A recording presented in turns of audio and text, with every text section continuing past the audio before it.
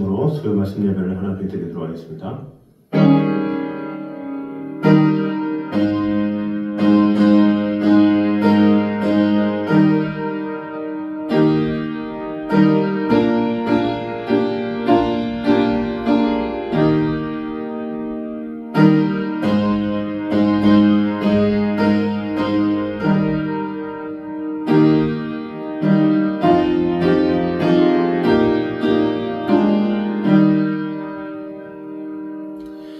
각 사람은 부르심을 받은 그 부르심 그대로 지내라. 내가 종으로 있을 때에 부르심을 받았느냐 염려하지 말라.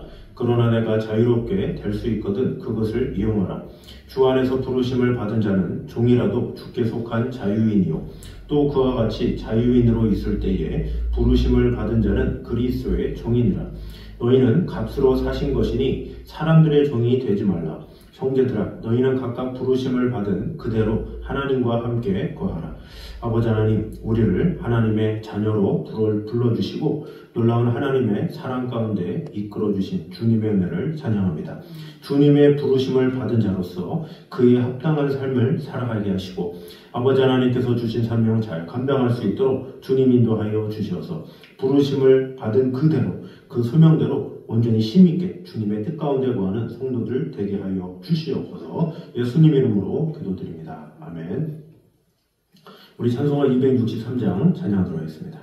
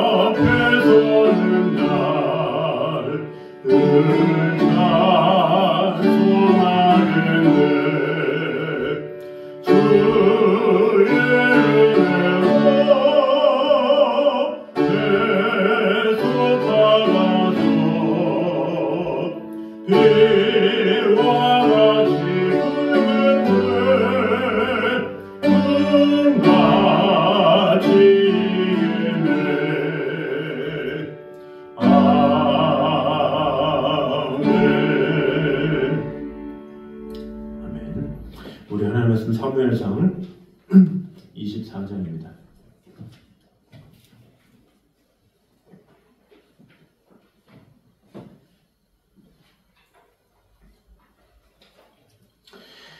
사무엘상 24장 8절에서 11절까지 말씀입니다.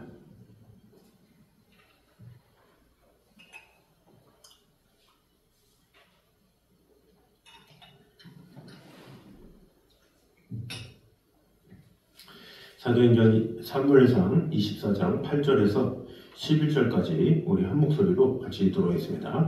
그 후에 다윗도 일어나 굴에서 나가 사울의 뒤에서 외쳐 이르되 내 주 왕이여 하매 사울이 돌아보는지라 다윗이 땅에 엎드려 절하고 다윗이 사울에게 이르되 보소서 다윗이 왕을 해하려 한다고 하는 사람들의 말을 왕은 어찌하여 들으시나이까?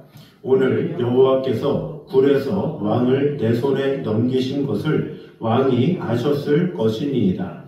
어떤 사람이 나를 권하여 왕을 죽이라 하였으나 내가 왕을 아껴 말하기를 나는 내 손을 들어 내 주를 해하지 아니하리니 그는 여호와의 기름 부음을 받은 자이기 때문이라 하였나이다.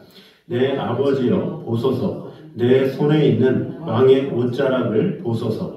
내가 왕을 죽이지 아니하고 겉옷 자락만 베었은즉 내 손에 악이나 죄가가 없는 줄을 오늘 아실지니이다. 왕은 내 생명을 찾아 해하려 하시나 나는 왕에게 범죄한 일이 없나이다. 아멘. 자, 오늘 본문은 계속해서 다윗이 사울을 1차로 살려준 엔게디 동굴 사건에 대해서 보도를 하고 있습니다. 오늘 이 말씀은 24장 1절에서 7절에 이어서 사울을 향한 이 다윗의 결백 호소 그리고 사울의 일시적인 뉘우침이 이제 뒤에 나와 있습니다. 오늘 읽었던 8절에서 11절은 다윗이 사울에게 예를 표하며 자신은 왕을 해할 마음도 없고 기회가 있어도 해하지 않겠다 이렇게 말함으로써 자신의 반역 도모와 관련하여 결백을 호소한 사실이 나와 있습니다. 오늘 이 본문의 내용을 다시금 보면 24장 1절에 보니까 사울이 블레셋 사람을 쫓다가 돌아오매 어떤 사람이 그에게 말하여 이르되 다윗이 엔게디 광야에 있더이다. 이 말을 듣고 2절에서 사울이 이스라엘 사람을 3,000명을 택한 병사들이죠. 거느리고 다윗과 그의 사람들을 찾으려 들염소 바위로 갔다. 이것이 2절 말씀이죠. 그런데 3절에 길가 양의 무리에 이른즉 굴이 있는지라. 그래서 사울이 뒤를 보러 들어가니라. 이 볼일을 보러 간 것이다. 이렇게 알 수가 있죠. 다윗과 그의 사람들이 이제 그 볼일을 보러 간 그 굴 깊은 곳에 있었다. 이렇게 기록되어 있습니다. 그때 이제 4절에서 다윗의 사람들이 이야기를 한 거죠. 보소서 당신의 원수가 저기에 볼일을 보러 왔습니다. 여기서 해해야 하겠습니다. 이런 식으로 이야기했는데 다윗은 사울의 겉옷자락만 이렇게 베었죠. 그래서 그리한 후에 사울의 옷자락만 벤 것으로 인해서 마음에 찔린 내용이 5절에 나와 있습니다. 그러면서 6절에 자기 사람들을 설득하는 내용이 나옵니다. 여호와의 기름 부으신 부른 자를 내가 어떻게 죽일 수 있겠느냐 이렇게 말을 하죠. 그래서 7절에 다윗이 이 말로 자기 사람들을 금하여 사울을 해하지 못하겠다. 이렇게 다윗이 먼저 본을 보이고 또 같이 다른 사람들도 사울을 죽이지 않도록 이렇게 당부를 했다. 이렇게 하는 내용이 나오죠. 그래서 그 상황을 사울이 알기 때문에 사울은 이제 죽음에서 모면을 한 거죠. 그 상태에서 돌아간 거고 다윗도 자기 길로 가면서 이제 오늘 본문에서 이제 사울을 불러 이야기를 한 거죠. 그 후에 다윗도 일어나 굴에서 나가 사울의 뒤에서 외쳐 이르되 이렇게 말하는 내용이 오늘 본문의 내용입니다. 그래서 오늘 본문들을 통해서 주시는 은혜를 보도록 하겠습니다. 먼저 우리는 행동해야 할 때를 잘 분별해야 함을 보여주고 있습니다. 8절 상반절을 다시 보면 그 후에 다윗도 일어나 굴에서 나가 이렇게 말이 나옵니다. 다윗은 자기의 수하들을 단속해서 사울을 해하지 못하게 하고 사울이 굴에서 나가서 이제는 마주치게 될 염려가 없다고 판단될 때에 일어나서 이제 굴에서 나갔습니다. 즉 사울과 직접적인 충돌을 원하지 않았던 그는 충분한 거리를 유지하고자 힘썼다 이렇게 볼 수가 있죠. 이처럼 행동해야 할 때를 잘 분별하는 일, 이것은 대단히 중요한 일입니다. 어떤 이들은 기다려야 할 때에 일어나 행동하는 바람에 실패하고 또 어떤 이들은 반대로 일어나서 행동해야 할 때 기다리다가 실패하는 경우가 많이 있죠. 그 대표적인 사례로 가데스 바네아에서 가나안 입성을 눈앞에 두고 있던 출애굽한 이스라엘 백성들을 들 수가 있습니다. 민수기 13장에 보면 이제 모세가 정탐꾼 12명을 뽑죠. 근데 그 정탐꾼 12명을 뽑아서 가나안 땅에 가라 이렇게 탐지를 시킵니다. 그 탐지를 통해서 무엇을 하라고 하는 겁니까? 믿음의 눈을 가져라 라는 의미에서 정탐꾼을 보낸 것이죠. 그런데 그 정탐꾼을 보낸 그 상황에서 눈의 아들 여호수아와 여분의 아들 갈렙은 그들은 우리 밥이라 우리가 가면 이길 수 있다 이렇게 이야기를 했지만 그 외에 10명의 족장들은 그들은 메뚜기같이 크다. 그들은 얼마나 위대하고 큰지 우리가 도저히 당해낼 수 없다이다 이렇게 하면서 오히려 이스라엘 백성들을 불안에 떨게 하죠. 하나님은 모세로 하여금 그 명령으로 그 가나안 땅을 가게 하려고 정탐을 보낸 건데 오히려 그들은 가라고 할 그때에 가지 못하고 오히려 안주하고 오히려 나중에는 어떻게 합니까? 자기들이 세운 모세마저도 이 사람 제하여 버리고 또 다른 사람을 세웁시다 이렇게 말까지 하죠. 결국에는 하나님께서 가나안으로 가라고 할 때에 그 명령을 제대로 받지 못하고 자기 생각대로 하지 못하다가 결국에는 자기들은 아무도 다 가지 못하고 그 다음 세대가 가나안에 이르게 된 사건이 나옵니다. 그리고 어찌된 영분인지 또 시간이 지나서 길을 쓰고 가나안으로 초올라 간 적이 또 있습니다. 이번에는 모세가 극구 만류했지만 아무 소용이 없었고 그로 인해서 처절한 패배를 당한 내용이 민수기 14장에 또 이어서 나와 있습니다. 이렇듯 행동해야 할 때와 행동하지 말아야 할 때를 정확하게 인지하지 못하고 자의적으로 행할 때 우리 인생은 반드시 패배로 끝날 수밖에 없음을 말씀하고 있습니다. 그러므로 우리는 무조건 움직이는 것이 아니라 하나님의 뜻이 무엇인지를 잘 알아서 그 뜻대로 행하는 것, 그것이 필요하죠. 그래서 이 주님 말씀하시면이라는 이 찬양 안에서도 뭐라 그럽니까? 주님께서 말씀하시면 내가 나아가리라. 주님 뜻이 아니면 내가 멈춰 서리라. 이런 고백이 우리에게 늘 있어야 한다라는 거죠. 하나님께서 일하시고 명령하시는 때에는 아무리 인간의 눈으로 볼 때에 때가 아닌 것 같다 할지라도 일어나 일해야 하겠죠. 또 반대로 사람들이 자꾸 이래라, 지금 움직여라 아무리 이야기한다 할지라도 하나님의 마음 안에서는 하나님의 뜻 안에서는 내가 움직여야 할 때라는 그런 확신이 오면 우리는 과감하게 움직일 수 있는 믿음이 필요하다라는 것입니다. 그러나 우리가 말씀을 상고하며 기도하다 보면 그때를 분별할 수 있는 능력이 생기게 되죠. 나의 감정으로 하는 것이 아니라 하나님의 말씀에 의지하여 우리가 기도할 때 하나님께서 때를 따라 돕는 은혜를 주시는 하나님께서 가장 좋은 길로 인도하신다는 것을 우리는 알아야 합니다. 그러므로 우리는 말씀을 먼저 잘 알아야 되겠고 그 말씀을 아는 만큼 기도함으로 하나님의 뜻을 헤아리는 것, 그것이 필요하다라는 것입니다. 그러므로 매사를 하나님 중심으로 생각하고 사물이나 사건을 보며 또 이 모든 것이 하나님의 뜻 안에 이루어진다라는 마음을 가지고 하나님께서 명하시면 내가 하겠습니다. 그런 마음으로 나의 고집과 아집과 나의 경륜과 이런 모든 것 다 내려놓고 하나님이 말씀하시는 대로 귀를 기울이기에 힘쓰는 저와 여러분 되시기를 주님의 이름으로 축원합니다. 자, 두 번째는 자기 본분에 합당하게 행하는 성도를 하나님은 기뻐하신다라는 사실을 볼 수가 있습니다. 8절 하반절에 보면 이제 또 굴에서 나가서 사울의 뒤에서 외쳐 이르되 하면서 뭐라고 말합니까? 내 주 왕이여 하매 이렇게 이야기를 하고 있습니다. 사울에 대한 신하로서의 예를 갖춘 다윗의 모습이 나와 있습니다. 사실 웬만한 사람 같으면 사울의 얼굴을 대하는 것조차 싫어했을 것입니다. 또 그를 거하는 태도가 매우 거만하거나 의기양양할 수가 있죠. 왜 그렇습니까? 지금 이 상황은 이 다윗이 사울의 목숨을 살려준 상황이에요. 그러면 자신이 충분히 이길 수 있음에도 불구하고 그것을 살려줬다 그러면 의기양양하게 이렇게 할 수가 있겠죠. 뭐 한국 사람이라면 사울아 사울아 이렇게 해도 뭐라고 말 못하겠죠. 왜? 사울을 분명히 죽일 수 있는 상황인데 자신이 그런 상황에서 살려줬잖아요. 그럼에도 불구하고 다윗은 어떻게 됩니까? 예를 갖춰서 왕이시여 이렇게 이야기를 했다라는 것을 볼 수가 있습니다. 다윗이 사울에게 핍박을 받는 가운데서도 하나님께서는 다윗과 함께 하셨습니다. 주변 사람들이 모두 권력을 두려워하여 사울에게 몰려갈 때에도 하나님은 다윗과 함께 하셨죠.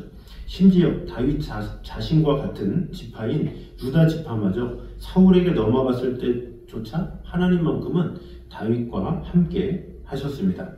이는 그 주변 사람들이 다윗을 배신할수록 또 멀리할수록 하나님께서는 다윗과 더 가까이 했다 이것을 알 수가 있습니다.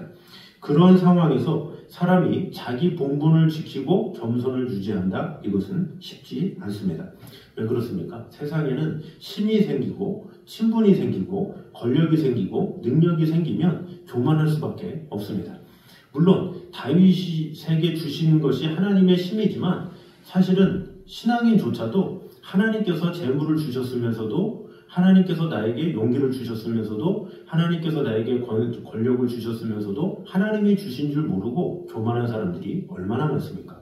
그러면서도 다른 사람한테 이야기할 때 내가 이러이러해서 됐다. 내가 열심히 노력해서 됐다. 하면서 자신의 의의를 드러내는 사람들이 얼마나 많이 있습니까? 그러나 다윗은 이러한 상황에서도 자신의 본분을 조금도 잊지 않았죠. 마음껏 비웃어 주어도 될 사울 앞에서 겸손하게 깍듯하게 예의를 갖추어 인사를 한 것입니다.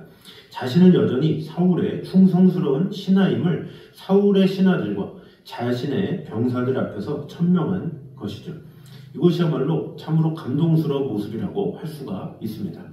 권력이 생기고 힘이 생기고 하나님이 함께 하심으로 두려울 것이 없는 그 상황에서도 변하지 않는 그런 믿음을 가지는 것, 그것이 다윗의 장점이었고 하나님께 쓰임을 받을 수 있는 은혜였죠. 반대로 사울은 어땠습니까? 자신이 왕이 됐다고 해서 자신이 권력이 생겼다고 해서 이제는 하나님의 눈치를 보지 아니하고 오히려 보이는 백성들의 눈치만 보다가 그렇게 살피다가 사실은 자신을 왕으로 세워주신 것이 하나님이시요 그 전쟁에서 승리케 하신 것이 하나님이심에도 불구하고 교만하여져서 다윗을 죽이려고 한 모습, 그것이 사울에게 있었죠. 그러므로 하나님께서 어떤 이에게 능력을 주든지 그것을 받는 사람의 태도가 어떠하냐, 이것이 상당히 중요하죠. 그것을 받는 자의 태도가 온전할 때에 하나님께서는 그를 통해서 오히려 영광 받으시고 또 그런 하나님의 자녀를 귀하게 쓰시는 것을 우리는 알아야 합니다. 반대로 하나님께서 주셨음에도 불구하고 자신이 잘나서 자신이 운이 좋아서 이런 식으로 자신에게 영광을 돌리는 자는 하나님이 결코 함께 하실 수가 없는 것입니다. 그러므로 우리는 항상 자기 본분에 합당하게 행하는 태도가 필요합니다. 반대로 또 어느 날 갑자기 낮아졌다고 비굴해지지도 말고 어느 날 갑자기 하나님께서 높이셨다고 거만해지지도 말고 하나님께서 어떤 위치를 주시든지 간에 이 모든 상황을 주신 분은 하나님이시다라는 믿음을 가지고 하나님께서 나에게 이런 상황을 주신 것이지 내가 무엇인가를 해서 된 것이 아닙니다. 이런 고백 가지고 겸손히 나아갈 때 하나님께서는 그런 자를 높여주시고 은혜 주신다는 것을 우리는 알아야 합니다. 로마서 12장 3절에 보면 내게 주신 은혜로 말미암아 너희 중 각 사람에게 말하노니 마땅히 생각할 그 이상의 생각을 품지 말고 오직 하나님께서 각 사람에게 나눠주신 믿음의 분량대로 지혜롭게 생각하라 이렇게 말씀하고 있습니다. 믿음의 분량대로 지혜롭게 생각하라. 이것이 무엇입니까? 하나님께서 주시는 믿음대로 그 수준에 맞게 합당하게 행하라 라는 거죠. 근데 또 어떤 성도들은 하나님께서 주신 믿음임에도 불구하고 그 믿음이 있는 것이 자랑인 양, 그 믿음이 있는 것이 벼슬인 양, 그것을 가지고 드러내고 그것으로 다른 사람을 정죄하기도 하고 그것으로 뭔가 자신이 돋보여야만 되는 그런 모습에 처한 모습들이 얼마나 많이 있습니까? 그러므로 우리는 어떤 상황에서도 우리의 본분에 합당하게 행하며 나의 작고 크고 나의 많고 적음 이 모든 것은 다 하나님께로서만 나왔다라는 마음을 가지고 늘 겸손히 행하기에 부족함이 없는 저 여러분 되시기를 주님의 이름으로 축원합니다.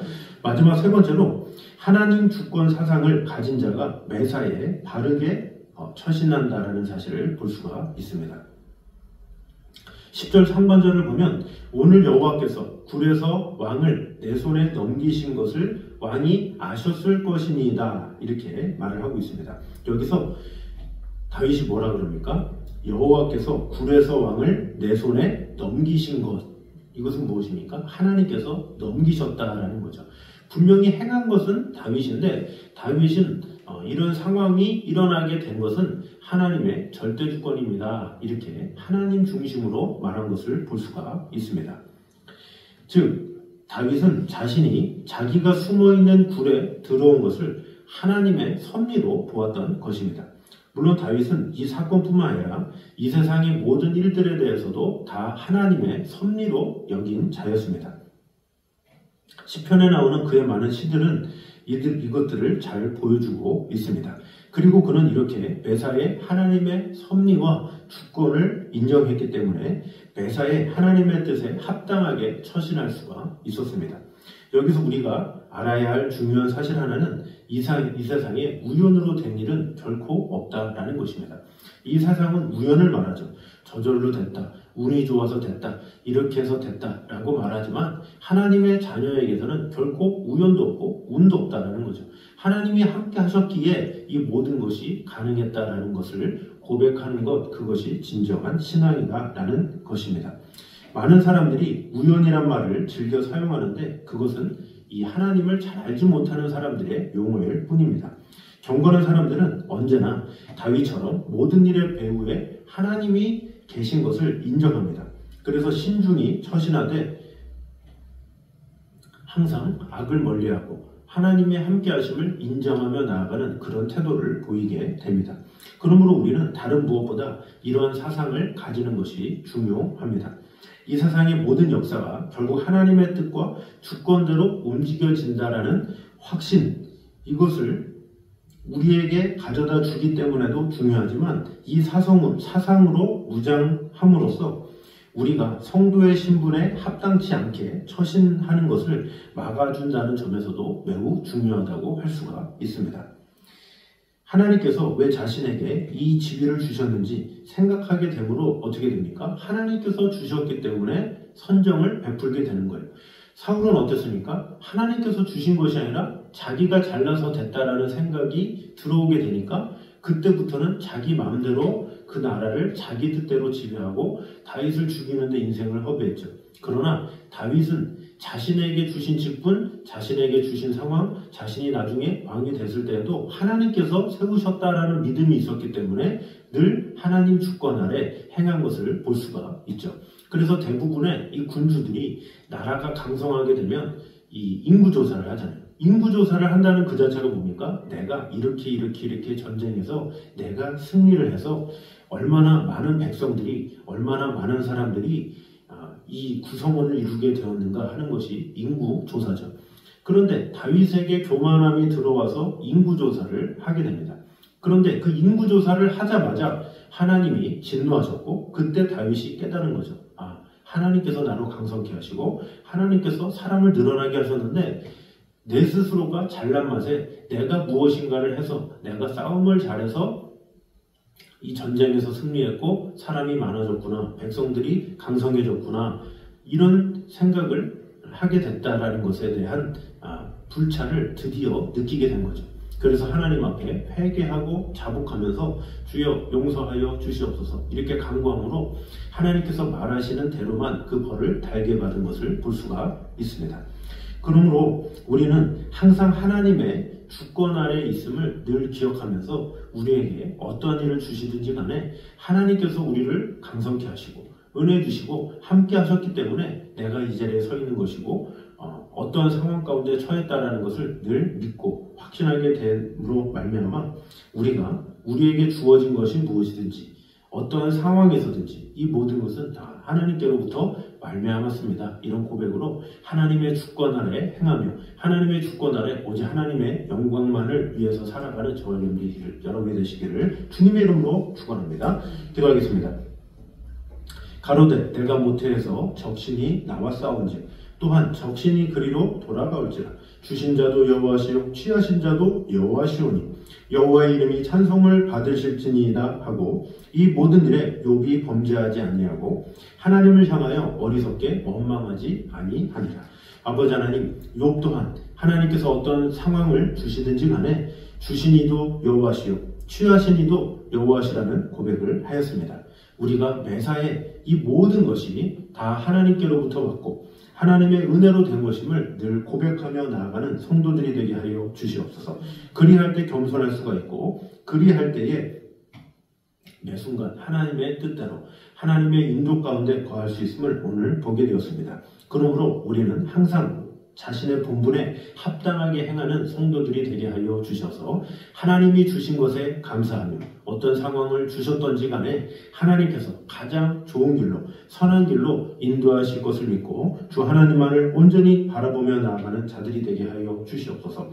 또한 우리가 행동해야 할 때를 잘 분별해서 주님이 말씀하시면 주님이 뜻하신 바 되면 주님의 시간이 되면 그 뜻대로 그 시간대로 그 기획대로 온전히 움직이게 됨으로 말미암아 이 모든 것을 주관하시는 하나님의 영광을 온전히 얻게 힘쓰는 그런 성도들이 되어서 아버지 하나님의 뜻 안에 형통하여지며 하나님의 사랑 안에 거하는 성도들이 되게 하여 주시옵소서. 예수님의 이름으로 기도드립니다. 아멘. 우리 찬송가 459장 찬양하겠습니다.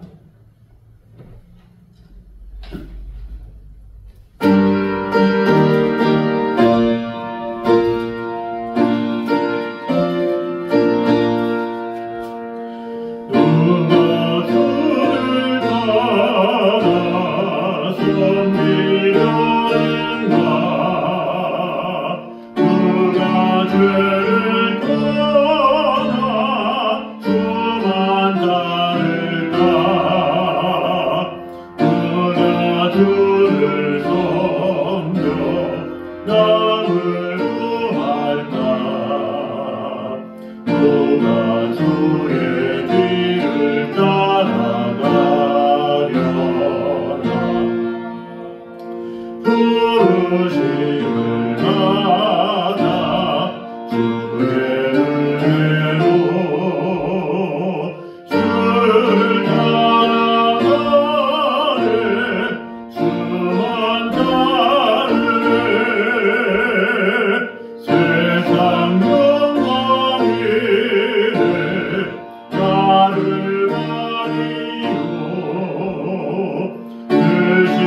사랑이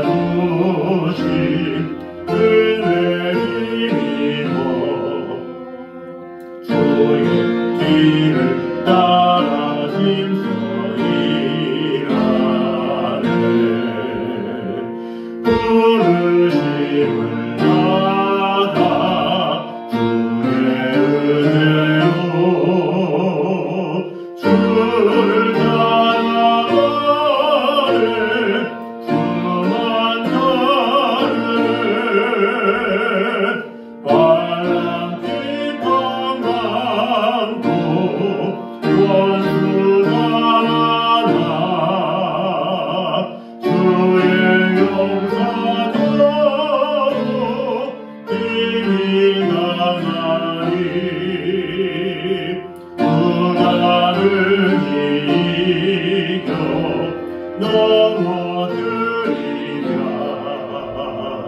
변함없는 진리 승리하리라. 불끈 찬송하며 주의 은혜로 주를 따라가네. 주만 따르네. 아멘. 이제는 우리 예수 그리스도의 은혜와 아버지 하나님의 무한하신 사랑과 성령님의 교통하심이 늘 우리와 함께 계시는 하나님의 뜻 가운데 살아가기를 원하는 이 자리에 있는 모든 성도들 위해 이부터 영까지 함께 있기를 간절히 축원하옵나이다. 아멘.